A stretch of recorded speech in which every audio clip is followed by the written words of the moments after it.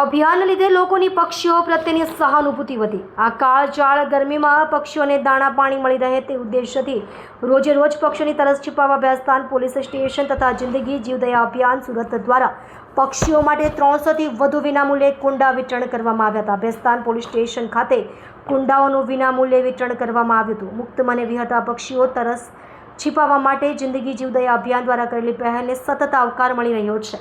શહેરમાં વધુમાં વધુ કુટુંબો સુધી આ કુંડાઓનું વિતરણ થાય તે માટે જિંદગી જીવદયા અભિયાન ટીમે આ ઝુંબેશ ઉઠાવી છે। જિંદગી જીવદયા અભિયાન દ્વારા 2000થી વધુ કુંડાનું વિનામૂલ્યે વિતરણ કરવામાં આવ્યું છે। મહેરબાન સીપી સરની સૂચના મુજબ આજ રોજ બેસ્તાન પોલીસ સ્ટેશન જિંદગી જીવદયા અભિયાન દ્વારા કુંડા વિતરણનો કાર્યક્રમનું આયોજન કરવામાં આવ્યું છે, જેમાં મૂંગા પશુઓ અને પક્ષીઓને લોકો દ્વારા પાણી પીવડાવવામાં આવે એના માટે તમામને સૂચન કરવામાં આવે છે। અને આ મૂંગા પ્રાણીઓ અને પશુઓને ઉનાળાના ટાઈમમાં પાણીની અગવડ ના પડે એટલા માટે કુંડાનું વિતરણ કરવામાં આવ્યું છે।